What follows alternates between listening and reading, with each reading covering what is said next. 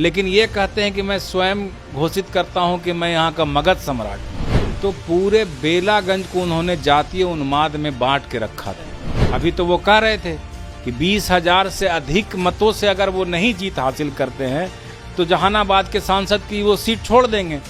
तो हम तो उनसे अनुरोध करेंगे आपके चैनल के माध्यम से कि वो तारीख का ऐलान करें कि कब छोड़ रहे हैं। हमको तो भाई अगर वो सीट छोड़ेंगे तो हम जहानाबाद की जनता का भी सेवा करेंगे। और अपराध पर वो कैसे बोलते हैं, उनको लज्जा नहीं आता है। नमस्कार, मैं प्रेम, आप देख रहे हैं एमके न्यूज इंडिया। बिहार में 4 जगह उपचुनाव थे, सभी के परिणाम आ गए। लेकिन जिस तरह से कहा जा रहा था कि शायद ही कोई जो सीट है वो एनडीए के खाते में जाएगी, लेकिन पूरी की पूरी जो है पलट दी। चौंकाने वाले रिजल्ट जो है, चारों की 4 सीट जो है एनडीए के खाते में गई है। खास करके अगर हम बात करें बेलागंज, जो 34 साल से जो गढ़ रहा आरजेडी का, वो समाप्त हो गया।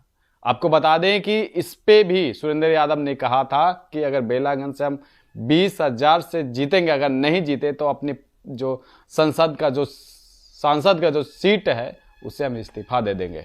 हमारे साथ बात करने के लिए जदयू प्रदेश सचिव चंदन यादव जी हैं। चंदन जी, कैसे देखते हैं? पहले तो आपको बहुत बहुत बधाई कि आपकी पार्टी जीत गई। नहीं, बहुत आप लोगों को भी आभार। बहुत सकारात्मक काम आप लोगों ने किया, इसके लिए आप लोगों को भी बहुत बधाई, बहुत शुभकामनाएं जी।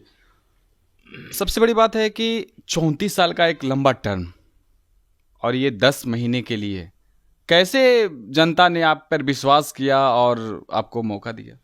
नहीं, देखिए 34 साल का जो उनका कार्यकाल था, उस कार्यकाल से लोग ऊब गए। वो काम करने के लिए नहीं जाने जाते हैं।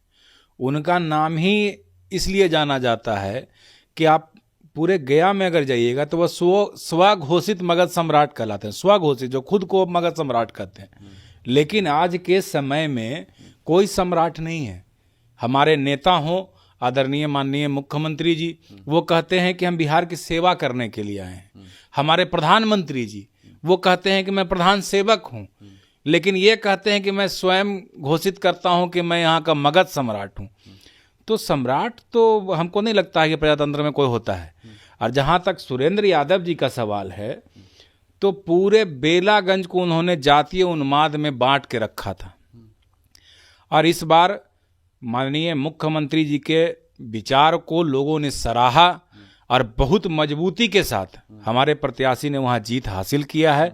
इसका सारा श्रेय हम बेलागंज के सम्मानित जनता को देते हैं, जिसको लोग, दूसरे पक्ष के लोग, सुरेंद्र यादव जी और जो भी उनकी पार्टियां हैं, जो गठबंधन है, वो लोग बांटने का काम करते थे कि ये लोग उधर के लोग हैं, ये लोग उधर के लोग हैं। हम लोगों ने सभी के पास अपना बात रखा, हम अपने नेता के काम को उन लोगों को बताए, तो सभी लोगों ने सराहा है। हम बेलागंज के तमाम जनता जनार्दन को, सभी को मैं हृदय से आभार व्यक्त करता हूं कि उन्होंने हमारे नेता पर विश्वास जताया है। और यकीन मानिए कि जो काम के लिए वो लोग सोचते होंगे, उस काम से 1000 गुना बढ़ करके हमारे नेता काम करके दिखाए हैं पूरे बिहार में। लेकिन स्थानीय स्तर पर भी जनप्रतिनिधियों की कुछ जिम्मेवारियां होती है। आखिर जो एमएलए चुने जाते हैं जनता के द्वारा, सांसद चुने जाते हैं, तो सरकार की योजनाओं को इम्प्लीमेंट कराना उनकी जिम्मेवारी है।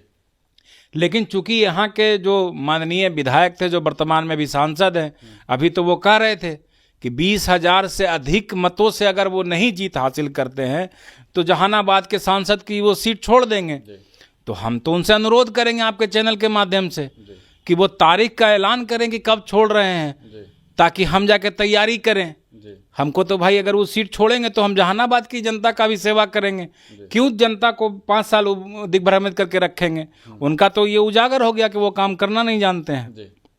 आप देखेंगे, हालांकि वो कहेंगे कि जब हम लोग सरकार में नहीं थे तो बेलागंज का डेवलपमेंट कैसे कर पाते। लेकिन आप उन्हीं के गठबंधन के लोग, उन्हीं के पार्टी के लोग, आप सरबजीत जी का देख लीजिए, बोधगया के वो एमएलए हैं। आप उनके जब भी सदन चला है, उनका कितना अटेंडेंस रहा है वहाँ। जो व्यक्ति जिस सदन का सदस्य चुनने के लिए इतना मेहनत करता है, उनकी वहाँ उपस्थिति कितनी है? सबसे कम उपस्थिति उनकी रहती है। वो लोगों के कार्य करने में रुचि नहीं रखते हैं। यही कारण है कि आज उनको जनता ने नकार दिया और आज वो कह रहे हैं कि जो हमारे नहीं वो उनके क्या होंगे। तो हमारे और उनके कहाँ सवाल है हुजूर, हम लोग तो सभी के हैं। हमारे नेता जो हैं माननीय मुख्यमंत्री जी, वो जाति पाति धर्म देख कर ये काम नहीं करते हैं, वो बिहार और बिहारियों के लिए काम करते हैं। हमारे नेता जो हैं वो वोटरों की चिंता नहीं करते हैं। आप देख, वोट की चिंता नहीं करते हैं, वोटरों की चिंता करते हैं। जितना वोटर के लिए वो काम कर सके इसके लिए वो जाने जाते हैं। तो हम लोग इसी प्रकार के हैं। जिस तरह से आपने कहा कि जाति उन्माद पे जो राजनीति किए, बांट दिए, उठा है, पिछले दिन जो अशोक चौधरी भी जातिवाद में फंस गए कि इस जाति से वोट नहीं मिला। फिर आज जो है ललन सिंह पर सवाल उठ रहा है, वो ललन सिंह कह रहे कि जदयू को जो है अल्पसंख्यक वोट नहीं देते। तो कहीं ना कहीं एनडीए में तो इस तरह का है। नहीं, देखिए, अशोक चौधरी का जो सवाल है, तो अशोक चौधरी जी ने स्वयं उसका खंडन भी किया। वो अपनी बातों को मीडिया के समक्ष बोले तो सही। नहीं, आप इसको हम कंक्लूड कर दें कि अशोक चौधरी जी ने स्पष्ट रूप से आप लोगों के समक्ष भी बात रख दिया है कि उन्होंने व्यक्ति विशेष के विषय में उन्होंने कहा था जहानाबाद की एक सभा में, वो किसी समाज के लिए नहीं कहते। और इसका तो उन्होंने पूरी ब्रीफ कर दिया है सारे विषयों पर, इसमें तो कहीं कोई बात ही नहीं है। गिरिराज सिंह, ललन सिंह दोनों इस तरह का बात करते हैं कि मुसलमानों का है। नहीं, ये बड़े नेता हैं और मेरा ये कद नहीं है कि उनके विषयों पर मैं आपको कुछ विशेष बता सकता हूं। और अब वो कहे हैं, वो उनका व्यक्तिगत बात हो सकता है, या फिर वो कहे हैं तो कुछ सोचे के होंगे। तेजस्वी यादव कल एक प्रेस वार्ता में बोलते हैं कि डबल इंजन की सरकार जो है, एक इंजन जो है भ्रष्टाचार में लिप्त है, अब एक इंजन जो है अपराधियों में लिप्त है। तो इस किस तरह का जो समीकरण चल रहा है आपका? देखिए, तेजस्वी जी को तो, हमको तो भ्रष्टाचार पर और अपराध पर वो कैसे बोलते हैं, उनको लज्जा नहीं आता है? सुबह से शाम तक जो व्यक्ति ईडी के कार्यालय का चक्कर काटता हो, हथकड़ी पहने हुए व्यक्ति को आप चुनाव के प्रचार सभा में ले जाते हैं, उनके उम्मीदवारों की सूची देख लीजिए, तो वो व्यक्ति कैसे अपराध पर और भ्रष्टाचार पर बोलते हैं, जिनका पूरा परिवार भ्रष्टाचार में डूबा हुआ है। तो हमको तो लगता है कि उनको लज्जा आनी चाहिए इस तरह का बात बोलने से। आरजेडी की तरफ से ये भी कहा जा रहा है कि जो जीरो टॉलरेंस की बात करते हैं नीतीश कुमार, और जो बेलागंज की जो उम्मीदवार रहीं मनोरमा देवी, वो खुद कई जो आपराधिक मामले, गंभीर आपराधिक मामले आए, नए छापे भी पड़े, कई जो चीज़ें उन पर आरोप है, फिर भी कहते हैं जीरो टॉलरेंस की बात। तो कहाँ साफ छवि है? नहीं, मनोरमा जी पर जो भी चार्जेस लगे हैं, आपने चुनावी हलफनामे में आप देख लीजिए, हमारे प्रत्याशी पर वो सब जुडिशियल है, सारा मामला न्यायालय में चल रहा है। और जहाँ तक एनआईए का जो सवाल है, तो वो तो स्वतंत्र एजेंसी अपना काम कर रही है। और आपने देखा कि जो व्यक्ति यहाँ रेड मारने आए थे, उनके ही डीएसपी किस प्रकार से संलिप्त थे। तो ये क्या मामला है, चूंकि एजेंसी के विषय में हम लोग नहीं बोल सकते। अब उनका क्या मामला है, नहीं मामला है, अब जो भी, अगर वो आरोप मुक्त है या आरोप उन पर लगा है, ये तो एनआईए ही बता पाएगा। जहाँ तक हम लोग जानते हैं, एनआईए का छापा पड़ा, उसके बाद उनके डीएसपी भी किसी मामले में, आपराधिक मामले में अभी सीबीआई के जेल में गए हुए, ये कस्टडी में है। तो एनआईए का जो मामला है या फिर अन्य आपराधिक मामले हैं, वो सब जुडिशियल है, वो माननीय न्यायालय में चल रहा है। अब न्यायालय इसका देखेगा। 10 महीने का ही कार्यकाल है। 10 महीने के बाद जो है 2025 का जो है विधानसभा का जो सत्र है, और कई तरह का जो काम है जो शुरू हो जाएंगे। तो 10 महीने में किस तरह से बेलागंज का विकास होगा कि फिर से जो है एनडीए के पाले में बेलागंज जाएगा? नहीं, एनडीए के पाले में जाने के लिए हम लोग कहें ना कि हम लोग काम नहीं करते हैं। हम लोग काम करते हैं कि कितनी सहूलियत हम अपने वोटरों को पहुंचा सकें, कितना डेवलपमेंट हम लोग क्षेत्र में पहुंचा सकें, इसके लिए काम करने के लिए जानते हैं। ये 9 महीने और 2025 में फिर चुनाव होगा, इसके लिए हम लोग चुनाव में नहीं जाते हैं। हम लोग जाते हैं कि मैक्सिमम जो सुविधाएं हैं, सरकार की योजनाएं हैं, वो धरातल पर उतरे और हम लोग उसी के लिए काम करेंगे। और जैसा कि पहले के जो यहाँ के रहे हैं माननीय विधायक, उन्होंने इतना गड्ढा कर दिया है पूरे बेलेगंज को कि वो 9 महीना में तो समतल करना थोड़ा कठिन होगा, लेकिन जिस प्रकार के हम लोग नेतृत्व में काम कर रहे हैं, बहुत जल्द सब कुछ कर लेंगे। और जो जनता ने हम पर, सभी जाति धर्म के लोगों ने, जिस प्रकार से लोग कह रहे थे कि कोई समीकरण है जो उन लोगों को वोट देता है, कोई समीकरण इन लोगों को वोट देता है, सभी समाज के लोगों ने हम लोगों को सराहा है।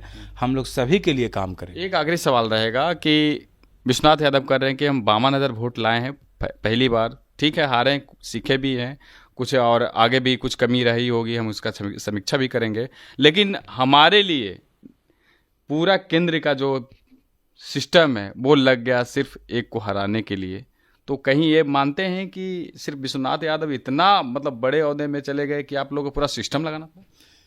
सबसे पहले तो उनको लगता है कि राजनीतिक अनुभव थोड़ा सा कम है, और चूंकि उन्होंने माना भी है कि पहला बार वो चुनाव लड़ रहे हैं, तो पूरा सिस्टम उनको हराने के लिए नहीं गया था। पूरा सिस्टम, किस सिस्टम किसको कहते हैं? केंद्र की, राज्य की, सारे जो मंत्री नेता, बिल्कुल, सांसद बिल्कुल, सारे बिल्कुल। लगा दिए गए। देखिए, उपचुनाव है, सभी लोग अपने मालिक के समक्ष अपनी बात को रखने जाते हैं। तो राष्ट्रीय जनता दल का मतलब होता है लालू प्रसाद यादव। ये लालू प्रसाद यादव जी मतलब ये राष्ट्रीय जनता दल। तो राष्ट्रीय जनता दल ही स्वयं यहाँ बैठे हुए हैं, तो हम तो ये कहेंगे कि जितने उनके विधायक हैं वो सब बैठे हुए हैं, क्योंकि इन्हीं के वोट पर तो वो विधायक बनते हैं। तो आदरणीय लालू प्रसाद यादव जी, तेजस्वी यादव जी, वो यहाँ कितना बार कुजापी से बेला और बेला से कुजापी किए होंगे, इन लोग तो डोर टू डोर करवा दिए। तो हम तो आदरणीय लालू प्रसाद यादव जी के लिए भाई सिंपैथी रखते हैं कि ऐसे कैंडिडेट को वो लाते हैं कि डोर टू डोर करवा रहे हैं। बताइए, राष्ट्रीय जनता दल ना पूरा बैठ गया बेलागंज में जब आदरणीय लालू प्रसाद यादव जी आ गए, तो राष्ट्रीय जनता दल ना हरवा दिए इनके प्रत्याशी, पूरे राष्ट्रीय जनता दल को ना हरवा दिए। अब आप बताइए कि पूरा कौन सिस्टम यहाँ केंद्र का काम कर रहा था कि पूरी पार्टी काम कर रही थी? हमारे आदरणीय ललन बाबू आए थे एक दिन प्रचार करके अपने जनता के बीच में, जो हमारे नेता का काम है बताए। आदरणीय संजय झा जी आए, एक दिन आए, अपना काम करके लोगों को बताए। तो जितने नेता आए वो तो चुनाव में अपनी बातों को रखने आते ही हैं, लेकिन इनका तो पूरा पार्टी बैठ गया आकर के यहाँ। अब बताइए कि ज़्यादा एफर्ट कौन लगा रहा था? जनता को दिग्भ्रमित करने के लिए ये लोग एफर्ट लगा रहे थे, और हम लोग जनता को सेवा करने के लिए बात रख रहे थे। जी, एक आखिरी सवाल रहेगा। आज सदन की कार्रवाई जो है चल रही है, उसी बीच जो है कहा जा रहा है विपक्ष के तरफ से कि जेडीयू और नीतीश कुमार जो हैं वो वक्फ बोर्ड की समर्थन ना करें। किस तरह से देखते हैं? देखिए, ये एक हमारे नेता का विषय है, ये राष्ट्रीय स्तर का सवाल है। इस पर राष्ट्रीय अध्यक्ष जी, आदरणीय कार्यकारी राष्ट्रीय अध्यक्ष जी या पार्टी का निर्णय जो होगा वो रखेंगे। इस विषय पर हम कुछ नहीं कह सकते। जी, धन्यवाद। तो आपने सुना क्या कुछ कह रहे थे। चारों सीटों का जो रिजल्टें आई, रुझाने आई, लेकिन सबसे जो बड़ा मुद्दा बना था बेलागंज में ही तेजस्वी यादव करीब 2 से 3 दिन रहे। उसके बाद में जो है अंतिम दिन जो प्रचार प्रसार के लिए लालू यादव को भी बुलाया गया था, उसी पर तंज कसते हुए कह रहे हैं कि आरजेडी का जो है किस तरह से रहा यहाँ का दबदबा, जिसके कारण जो है आरजेडी स्वयं हार गई। लेकिन देखना होगा कि क्या इस प्रतिक्रिया पे आरजेडी की तरफ से किस तरह का सवाल जवाब आती है। इस तरह के तमाम खबरें बने रहें, देखते रहें एमके न्यूज़ इंडिया। धन्यवाद।